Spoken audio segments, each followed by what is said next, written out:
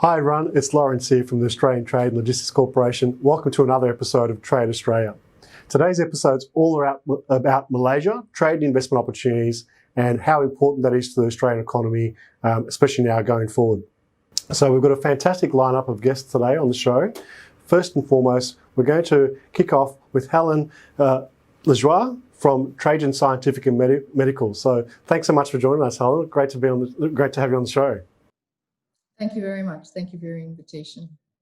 Helen, first and foremost, can you tell us a little bit about Trajan Scientific and Medical and what you're all about as a business? Okay, so Trajan is an Australian-owned, Australian-based organisation with many operating sites around the world. So we operate in Japan and in Europe and in the US. When we looked at branching out and extending our manufacturing opportunities, we looked into the Southeast Asian area and specifically looked at Malaysia now. To give you a little bit of background about Trajan, we operate in the scientific analytical space. We develop, manufacture and market sample preparation equipment, high volume consumable products. And so when we looked at the various areas and territories where we could expand our manufacturing, certainly Malaysia was at the forefront. And for a number of reasons, we didn't have any particular history in Malaysia. We had a sales distributor in Malaysia for some time. Yep. And of course, a number of suppliers. One of our major packaging supplier is based in Malaysia, and many of our people have visited their facility. I visited their facility at one point a number of years ago. But today we've established a very comprehensive, I would say, facility that is leading the world from the Trajan world perspective in terms of manufacturing practices and manufacturing standards. Yeah. Can I ask, Helen, what were those sort of critical decision factors that made you choose Malaysia, not just for investment and a manufacturing setup, but also you mentioned about getting into that region as a hub. So what were sort of the critical decisions around that? Well, firstly, Malaysia's, in our research, we understood Malaysia's strong manufacturing industry sector. A number of multinationals have been embedded into the Malaysian industry, Malaysian manufacturing industry sector for a number of years. A number of our customers have had manufacturing plants established in Penang, for instance, for a number of years. So these were some of the reasons we joined. The other is the English being spoken more freely, I guess, and English being taught in the schools. And also, I suppose, decades of experiencing the presence of Malaysian students in our universities across a whole range of areas. So we understand, I think, a little more the Malaysian culture than some of the other cultures. Yeah, no, it's a really important point you make, Helen. I think with the amount of students who have studied in Australia and have gone back to Malaysia to take over family businesses or be part of that whole business environment has made the relationship and the cultural understanding really powerful and a great opportunity, that's for sure. Helen, many countries overseas, they try and attract a lot of foreign direct investment through support programs, initiatives. How did you go about that? Did you get a lot of help and assistance from the Malaysian government? We certainly got assistance from MIDA. We were approached by MIDA initially, and for a number of years we were looking at opportunities to manufacture outside of Australia. And one of the key reasons, I guess, we looked at Malaysia seriously was from the contact that we made with MIDA here in Australia, and the connections they made for us in Malaysia. So when we were on the ground, we were given a lot of support on the ground by operators, MIDA operators, as well as other organizations that we were connected to. Yep. So we were given the initial contact, the network, if you like, to begin our investigation. Fantastic. Well, we've got Fatmah on this show, so I'm not going to steal her thunder. I'm going to let her delve a little bit deeper into the MIDA services and programs. But I wanted to ask you, Helen, with the decision timeline. So once you decided on Malaysia, how long did it actually take to go from, yes, within the Trajan board, we're going to go into Malaysia, set up a manufacturing facility. How long roughly did it take to actually break ground and kick off operations? We were very aggressive. It took us just 12 months. Wow. So the time when we decided that Malaysia was going to be the preferred country, we started working very closely with MIDA, and we had feet on the ground very, very quickly. One of the I guess the values of the Trajan business is always to operate within a country or a culture, and not to take away from the culture, but to add to the environment and add to the country that we operate in. Yep. So from a personnel point of view, it was never our intention to bring in a whole range of expats and what have you. So it's always been our philosophy to employ locally. Mm-hmm. So the first thing that we did was to get in touch with a recruiter in Malaysia and start working with them to recruit key personnel on the ground. And the first appointment we made was an operations manager, and the second was a human resources manager, and the group developed from there. Well, that probably leads into my final question, Helen, around some of the things you've just described. Sounds like some great advice for other companies is to embrace the culture and embrace the local expertise. But what advice and tips would you give Australian companies who are considering Malaysia at the moment? Well, I think ask a lot of questions and never assume. There are lots of regulations here in Australia when setting up a business, and that is exactly the experience anywhere else in the world. So never assume that it's the same thing or the same experience you have in Australia. Ask questions, but I think that the key point is to have local people on the ground, because there are subtleties that we just don't know. If you're engaged with the local operators, then you have a better chance of success, and certainly we've had great success in Malaysia so far.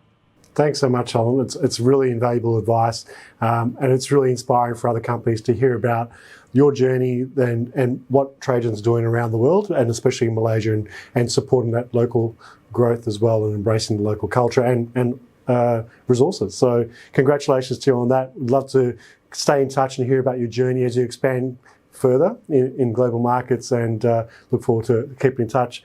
Really appreciate you taking the time. Thanks so much, Helen. Thank you very much. So you've just heard there from Helene Lajoie from Trajan Scientific, and you heard how powerfully she leveraged local contacts and the great support programs that were offered by MIDA. So that's a great segue, because coming up after the break, we're going to be joined by Fatmah Ahmad from MIDA itself. She's the director of MIDA Sydney, and she's going to join us straight after this break. So stick around, and we'll have a chat with her straight after this. Do your association members want to improve their global trade and supply chain skills? ATLC can work with you to design and deliver group training and workshops specific to your industry sector. Leverage our expertise to help your members grow globally faster. Our global networks can open up a world of new market opportunities for your members. We regularly work with overseas trade agencies to support inbound and outbound delegations too. ATLC has the programs your industry association needs.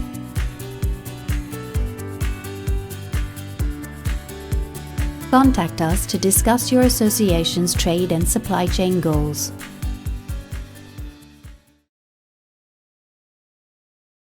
Welcome back, everyone. You're watching Trade Australia. I'm your host, Lawrence Christoffelsz. As we mentioned, today's all about Malaysia, trade and investment opportunities, such an important country within the whole ASEAN region and such an important partner for Australia. Now we're joined by Fatmah Ahmad, the director from MIDA in Sydney. So thanks so much for joining us, Fatmah. Thank you, Lawrence, for having me. Oh, always a pleasure. Fatmah, I'd like to ask you a couple of quick questions. And the first one is, before we get into some of the specific opportunities, please explain the role and support offered by MIDA, which Australian companies should be aware of. All right, sure. So Malaysian Investment Development Authority, MIDA in short, is the principal investment promotion and industrial development agency of Malaysia. MIDA acts as the first point of contact for businesses that want to set up their manufacturing and services operations in our country.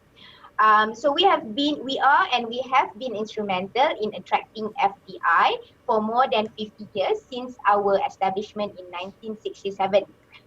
Besides being an investment promotion agency, MIDA provides end-to-end solutions, including approvals for manufacturing license, investment incentives, expatriate posts, import duty exemption, and we also handhold investors until the implementation of their projects.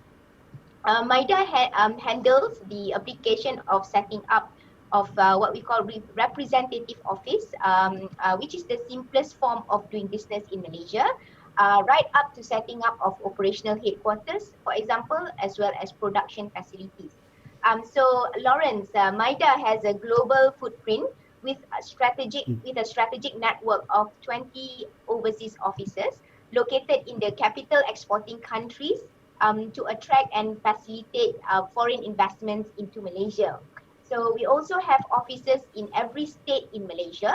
There are 12 altogether, to assist investors for post-implementation of projects and to liaise with the respective state government and local authority. With the dedicated MIDA officers on standby, we are your one-stop agency to ease and facilitate the setting up of your business in Malaysia. Thanks, Fatmah. So with all the global supply chains being disrupted with this whole COVID-19 pandemic, there have also emerged a number of great trade and investment opportunities. Just like what we heard from Helene and Trajan just before the break, in your opinion, what are some of the opportunities Australian companies should be looking at right now with Malaysia? Right, Lawrence, thank you. As at now, Malaysia is looking at new growth areas.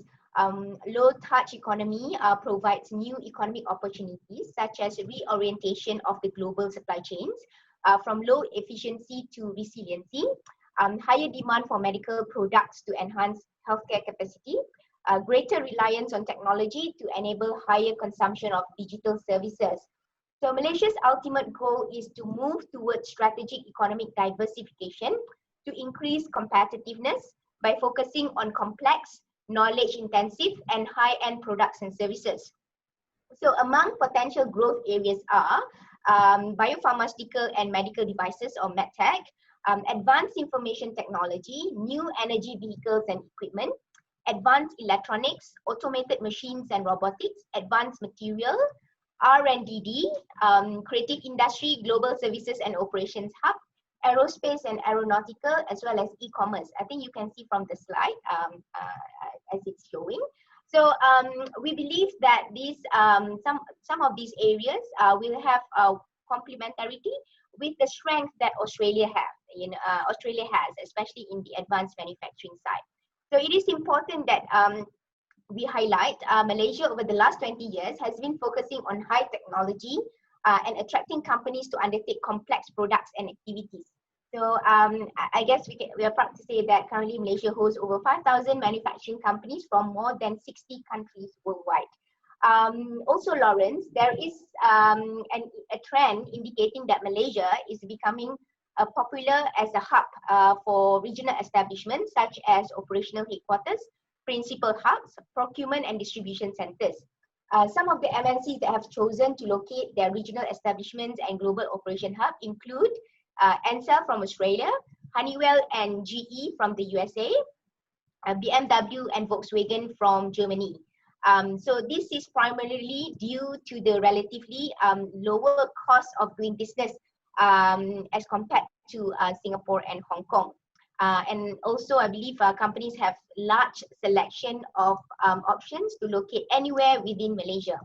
So in Australian context, basically, Malaysia is no stranger to Australian business community, as Australia is one of Malaysia's top 20 investors.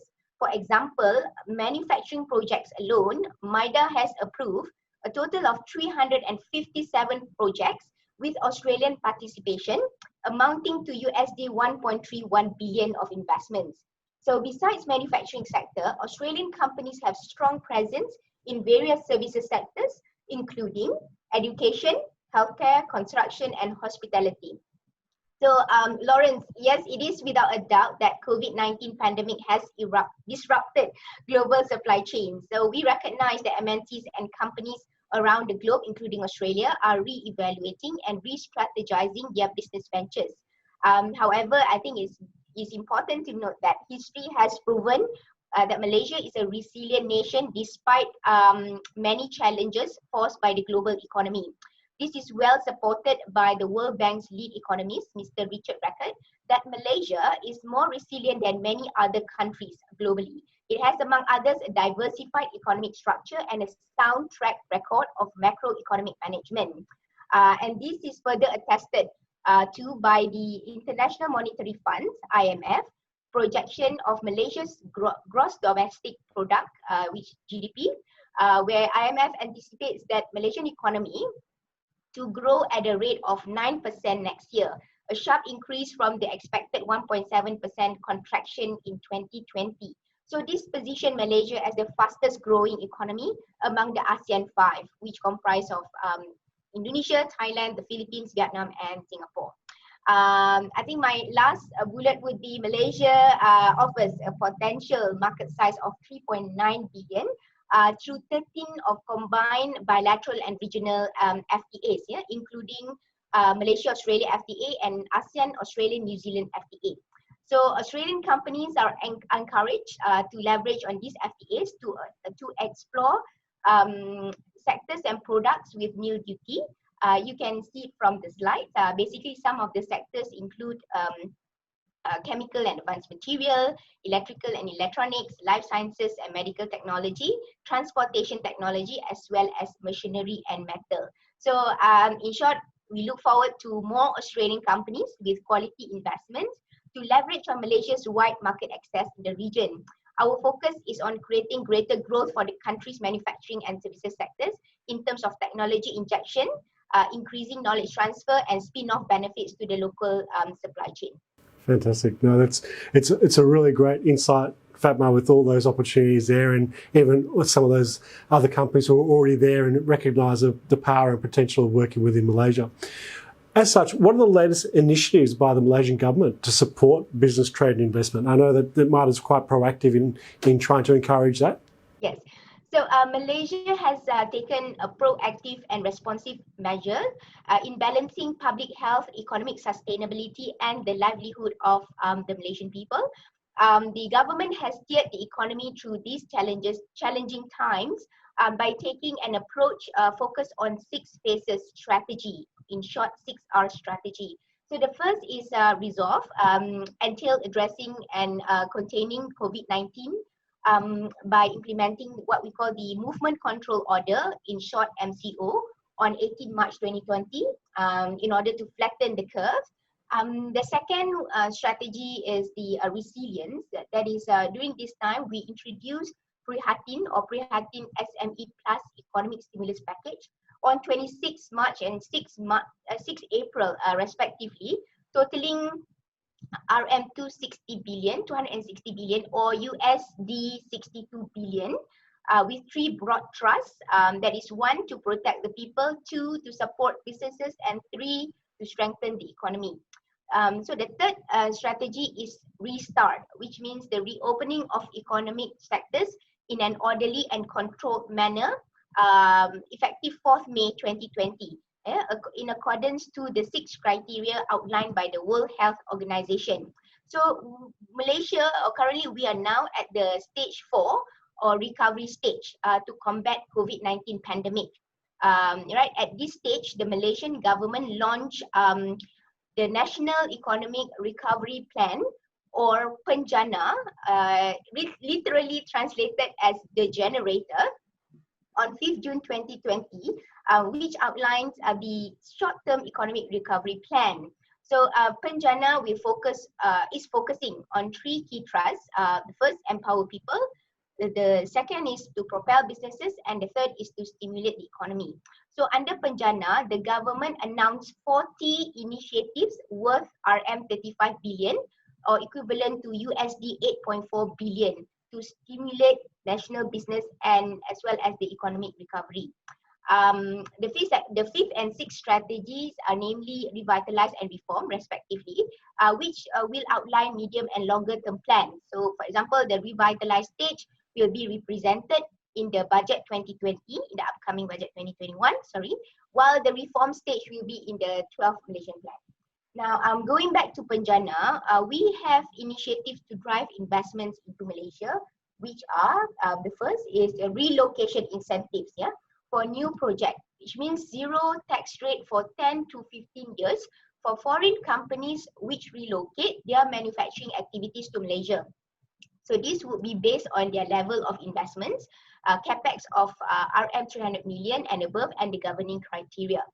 The second is for companies with existing operation in Malaysia, investment tax allowance of 100% for 5 years for relocating their overseas manufacturing facility to Malaysia, with capital investment above RM300 million.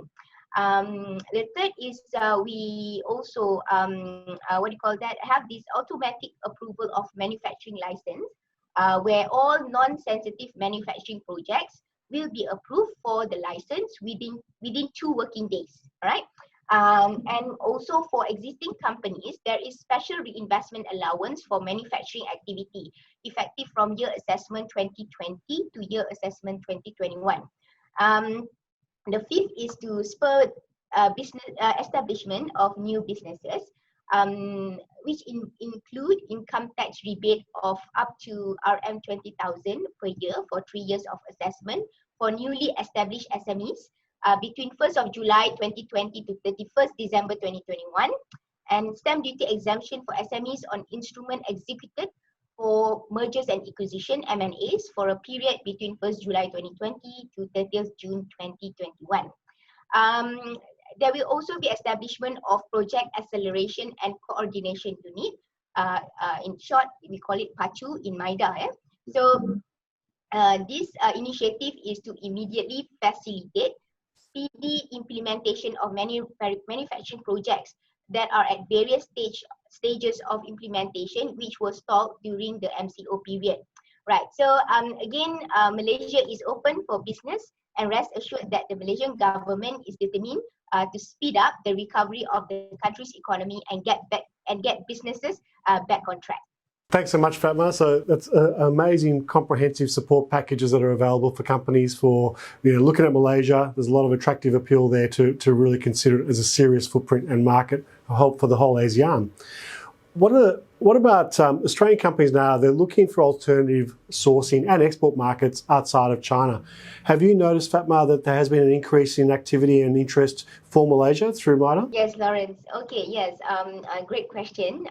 So I think I'm going to support a little bit with some data. In terms of overall investment, a total of RM37.4 billion, or equivalent to 8.9 billion worth of investments, have been approved in the manufacturing, services and primary sectors in Malaysia for the first quarter of this year. So the total investment approved, basically based on the value, 70% was contributed by direct domestic investment, while 30% comes from the foreign direct investment. Switzerland, Singapore, United States, China, and Japan were the top 5 sources of FDI for manufacturing, services, and primary sectors during the same period. So in terms of investment in pipeline, as at June this year, MIDA has a total of 726 projects, with proposed investments of RM 36.7 billion or USD 8.73 billion in the pipeline for the manufacturing, services, and primary sectors. So I think what I want to highlight is like how is Malaysia should be seen or positioning itself as the regional supply chain. Now, basically for Australian companies or foreign companies that are looking towards Malaysia, we know that as there are more companies seeking to diversify their investment and the supply chains to be resilient. So Malaysia is positioning itself as a global supply chain hub in Asia. So this builds upon Malaysia's current long-term focus of developing catalytic industry, namely the electrical electronics, machinery and equipment, and chemical, as well as what we call high potential industry, such as medical devices or medical technology and aerospace. So coupled with Malaysia's transition towards the implementation of Industry 4.0, there are vast opportunities for innovative industries to grow in the country. It's worth to note that in 2018, Malaysia was ranked as 8th in terms of exports of high technology products with high R&D intensity, such as aerospace, computer, pharmaceutical, scientific instruments, and electrical machinery. So this total about USD 90 billion, all right, coming up from Malaysia's export. So we strongly encourage companies to consider Malaysia as a global supply chain hub in Asia. Malaysia has the advantage of having a robust E&E base, as you can see from the export figure, good supporting local engineering clusters, and a broad talent base. So notable supporting industries includes precision engineering, tool and die making, contract molding and assembly, machinery fabrication, as well as electronics manufacturing services.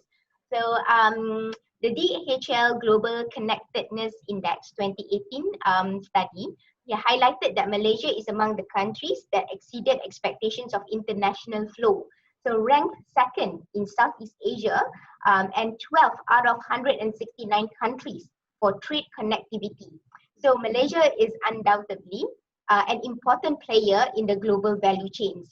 So this is a result of Malaysia's strong and reputable diplomatic ties, linkages with the wider ASEAN or Asian supply chain networks, and the ASEAN economic integration policies. So one of Australia's focus areas is in the field of medical technology sector. So this bodes well with Malaysia's advantage of having strong ecosystem for medical devices, such as medical precision engineering, tool and die making, contract molding and assembly, machinery fabrication, as well as electronics manufacturing services. So indeed, Malaysia is well positioned as an outsourcing destination and global supplier of parts and components for high-tech operations. So Lawrence, certainly Malaysia is not alone in attracting Australian businesses into the ASEAN region. However, as I have mentioned earlier on Malaysia's competitive advantage, among its peers in the region. So yes, definitely it is encouraging to receive inquiries from new and existing Australian companies, trying to explore their potential to explore the market access further offered by Malaysia, and to explore how they could expand and diversify their operations in Malaysia. So Fatmah, the global supply chain importance and the position of Malaysia is really powerful and a really additional appeal to really consider that market for the whole ASEAN strategy. So what's the best way for companies across Australia to get in touch and tap into that support that you offer through MIDA? Thanks, Lawrence. So basically, we invite Australian businesses and companies to reach out to MIDA Sydney's office For any business inquiries, and this office endeavors to extend its fullest support and facilitation to ensure potential investors' needs in doing business in Malaysia are met. So for Australian companies which already have presence in Malaysia, we have a dedicated team in MIDA headquarters, namely the Foreign Direct Investment Division, as well as our state offices, where you can reach out to them for any assistance. And also, MIDA is now on Twitter, Facebook, Instagram, LinkedIn, and YouTube. So we welcome you to follow us on our social media for real-time updates and information about the investment landscape in Malaysia. Fantastic. Look, it's been an absolute pleasure to have you on the show, Fatmah. And we always see how much work you do for the Australian companies to help them establish in Malaysia. So congratulations on that continued success. Love to keep you back on the show on a regular basis so we can keep up to date with all those emerging opportunities. So thanks again, and I look forward to staying in touch. Thank you, Lawrence, for the opportunity to be in this special segment on Malaysia. Fantastic. Take care, and we'll speak to you very soon. So you've just heard from Fatmah Ahmad from MIDA in Sydney. You can see how much support and resource they've got available for you. So definitely reach out to them, and they'll help you navigate the best way to enter the Malaysian market and really tap into some of that amazing support that the governments are offering as well. So stick around after the break, and we'll be back very soon with the next segment. Take care. Meet Mike. Mike runs a successful domestic business. But now Mike's ready to go global and looking for overseas suppliers and buyers too. Mike quickly sees that he needs specialist help with international freight, warehousing, distribution and labour, trade finance, foreign exchange and insurance, even trademarks, commercial contracts and accounting. Mike doesn't know who to turn to and wishes he could find everything he needs in one trusted place. Australian Trade and Logistics Corporation is the answer he's been looking for. As an ATLC member, Mike now enjoys introductions to the very best service providers, a huge range of networking events and industry training, access to global suppliers and buyers he needs to grow his business. Now Mike has the world at his feet. He's part of a complete international trade, logistics and supply chain community. With a team of experts at his disposal, Mike's business is growing faster than ever. Be like Mike and grow your global business by becoming a member of ATLC. Welcome back, everyone. You're watching Trade Australia, and today's episode's all around Malaysia trade and investment opportunities. So, we've got a fantastic lineup, as I said at the outset, and now joining us from Kuala Lumpur directly is Daniel Havas, the Senior Trade and Investment Commissioner for Austrade in Malaysia and Brunei.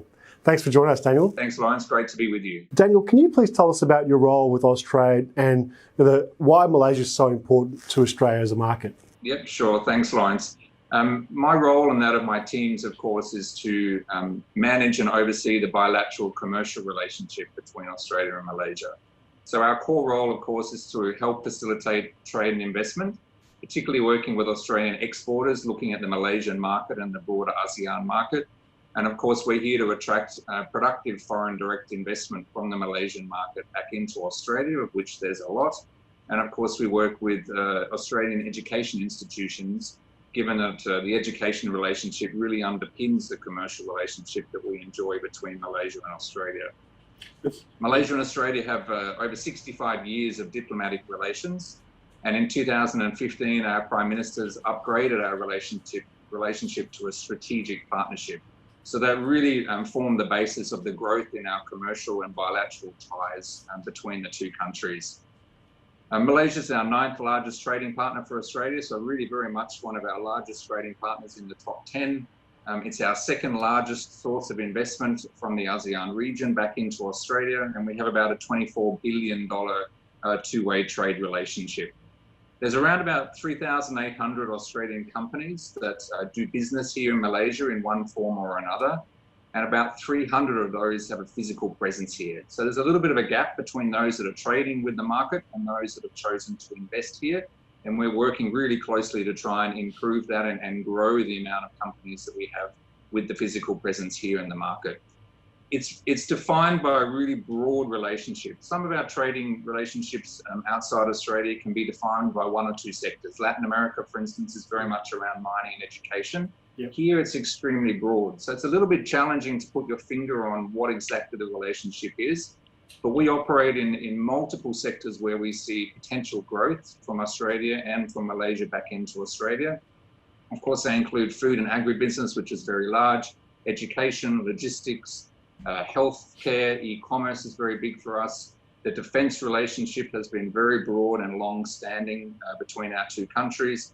And we operate also in infrastructure, and disruptive technologies has also become critically important for us. Correct. I sit on the Malaysia team, but obviously we work within an ASEAN structure.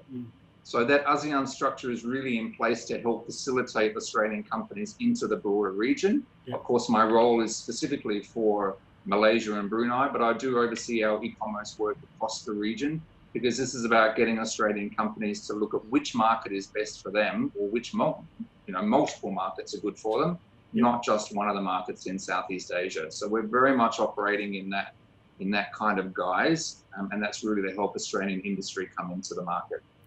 As I said before, the education relationship really underpins the Malaysia-Australia relations. We have about 400,000 Malaysian alumni, about 26,000 enrollments in Australia, 20,000 studying degrees here in Malaysia, Australian degrees.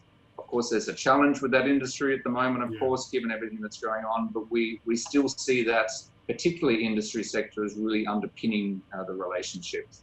The only other thing I'll say, of course, with that is that our free trade agreements are very strong. We have MAFTA, which went into play in 2010. Yep. And we also have the Australia, ASEAN, New Zealand Free Trade Agreement. These really help underpin the commercial ties and help reduce our tariffs and help companies export their products here into the market. So a very important relationship, negotiating new free trade agreements as well around RCEP, the Regional Comprehensive Economic Partnership, and the CPTPP as well, also in finalisation. So very broad relationship, very important, top 10, and of course in some ways a little bit underdone from a marketing perspective, so we're working on that as well. Great. No, that's a really valuable points, Daniel. I think, there's some themes there that you talked about, which Helen, who our previous guest was, mentioned as well, the importance of the educational relationship and how, their company, Trajan, actually leveraged that as part of their local recruitment and their understanding of the Australian and Malaysian cultural differences and embracing that as part of that. And the other thing I really wanted to just expand a little bit on, if you can, Daniel, is that springboard opportunity that Malaysia represents into that whole ASEAN region. That you mentioned that there's so many different sectors and it's quite a diverse mix of opportunity. I'm guessing, and you'd be better placed to answer this, is that so many countries look at Malaysia as that first stop that can then springboard across those other ASEAN markets. So yeah, and you're right in that point. Many of the Australian companies have selected Malaysia. Of course, I'm here to look after ASEAN as much as Malaysia. Yeah. However, being one of the more mature ASEAN markets, and of course with its links towards other markets, including Singapore, its proximity to Singapore and Thailand, and of course its growing relationships with Indonesia as well, really make it a good hub for Australian companies. At the end of the day, the Australian companies will make the decision as to where that hub should be. However, Malaysia is really focused on Australia. They understand Australia, and of course that makes it much easier to do business here. Malaysia is really looking at partnering with Australia as part of their relationship and as part of growing their ties in the ASEAN region. It has a skilled multilingual workforce, advanced infrastructure, a well-developed Commonwealth legal system, which of course we also have in Australia, and of course a reliable sense of capital. So it really does have it all here. There are of course challenges in the market, and any company will find that in any market that they go to. That's part of our role to help alleviate some of those challenges.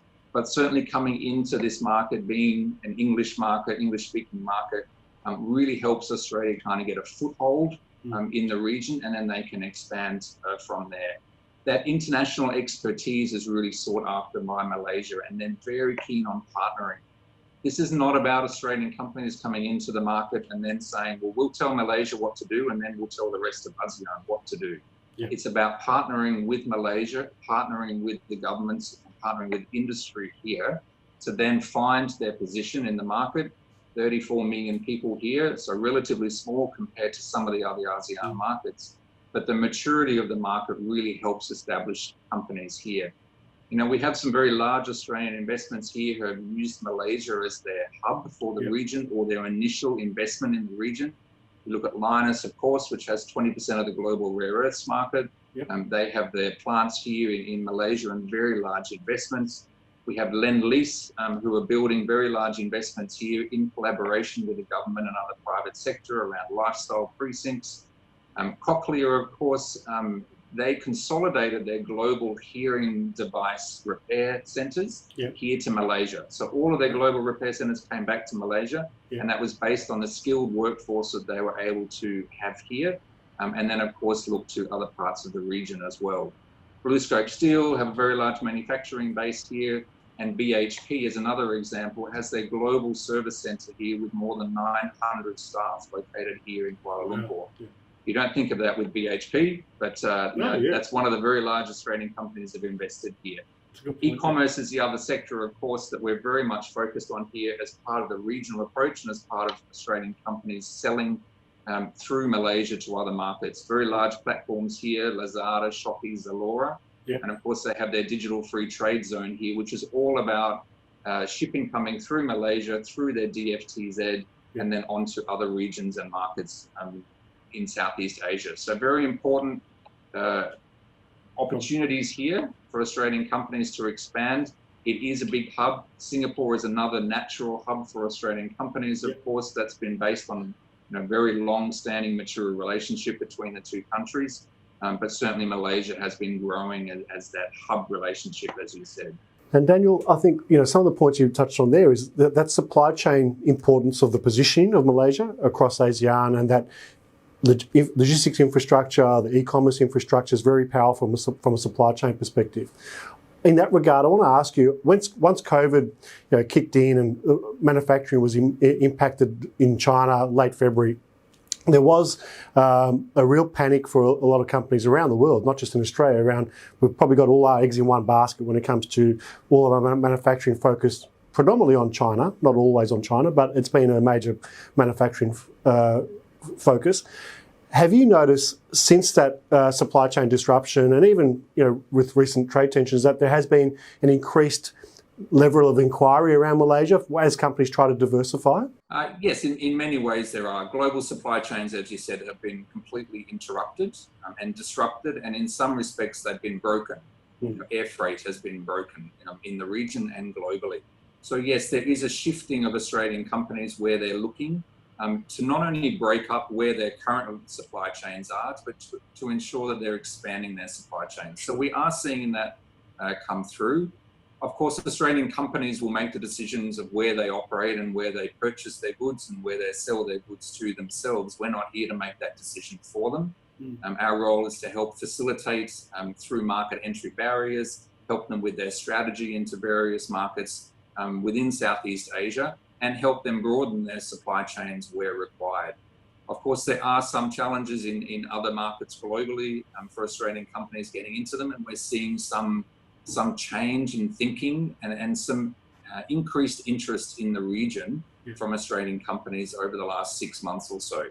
Of course, from a Malaysian perspective, also very strong in manufacturing, particularly around high-tech sectors, and of course in that global value adding of products. There is considerable Australian product that comes here, is value added and then reshipped to other markets, and of course the halal relationship that we have with our onshore certification processes in Australia helps that opportunity as well. So government's here to facilitate. We've had about 105 Australian inquiries from companies since Malaysia went into its initial movement control order on the 18th of March. Really? Okay. So 105 companies have come to us and said, actually, we're interested in the market, or we're already in the market, but we'd like to expand or look at other opportunities there. So we haven't been, sitting around very quietly over the past few months. We've been really busy, and that shows the confidence of Australian companies not only in Malaysia, but of course in their more broad exports, and looking at where they can find opportunities into the future. Yeah. And those companies that are ahead of the curve and still pushing forward with their strategies are the ones that will be able to, of course, come out of at the other end, whenever that is and however that looks, far more easily than what companies sitting back nervous might find themselves in. Yeah. So very big interest still. It's been busier than ever with the companies looking at the market and also looking at new opportunities coming in. Fantastic. Thanks so much, Daniel. Look, I really agree with your sentiment that companies really should be looking at those opportunities now while things are being restructured, because they will come out better off for it as we all emerge past the crisis and pandemic. Just wrapping up finally, what's the best way? I know Australian companies, they know how to contact Austrade here locally in Australia, but is it best that they reach out locally to their partners in each of their states, or is it best to come straight to your team over there in KL? What's the best sort of suggestion how they should get in touch? Look, we work in a multitude of different ways. Of course, if companies in Australia have contacts in our Austrade offices around Australia, they can do that. Yep. We work collaboratively with our state government partners as well in trade and investment, so we often share projects with them in helping their own clients. We have embedded offices in our region from various state governments around Australia who are also helping to facilitate trade and investment from those states. So contacting Austrade onshore is always the easiest if you haven't dealt with Austrade previously. Sure, yeah. If you've dealt with Austrade and you know certain people in the region or globally, we're of course happy to be discussing directly with our clients as well. So companies are coming to us through a multitude of different avenues. Yeah. There's no shortage of information on the Austrade website, of course. It will give some initial information about individual markets around the world. And then, of course, once it becomes more detailed, then that's when Austrade, our staff onshore in Australia, as well as our senior trade commissioners and our locally engaged staff around the region, who really are very, very important part of our network in understanding what's going on in the markets, and of course with their local contacts and language skills are really important. So coming through Austrade onshore, coming through us directly, we don't mind. We'll work with you either way, and we'll direct you to the right people if we're not specifically the right person at the time. Fantastic. Thanks so much for sharing your time with us today, Daniel. Really appreciate it. And this whole episode really showcases and highlights the importance of that relationship between Malaysia and Australia. And, so many companies, I'm sure, will reach out after watching this and say, look, give us some advice and tips about how we can look at Malaysia, not just as that market itself, but as you mentioned, that whole springboard or gateway into that ASEAN region as well. So all the best, mate. Take care, and look forward to staying in touch and touching base with you again on Trade Australia in a couple of episodes to come. Thanks, Lawrence. Great to be with you today. Enjoy the afternoon. Thanks, you too, Daniel. Great. So you just heard there from Daniel Havas, who's a Senior Trade Commissioner over there in Malaysia in KL. And throughout this whole episode, you've heard from Helen, who's actually gone over there and set up their own operations. You've heard from Fatmah Ahmad from MIDA, and now you've heard from Daniel Havas as well from Austrade. So you've got a whole range of support, some great inspiration there as well to really, if you haven't already considered Malaysia as a market, now is the time, as you've heard. With every crisis, there is equal opportunity. Now is definitely the time to look at Malaysia and the whole ASEAN region. Get in touch with the experts who you've seen on the show today. They can help you and guide you through the best way to enter that market for investment and in bilateral trade. So thanks so much for watching Trade Australia today, and we look forward to staying in touch. We'll see you again next week. Take care.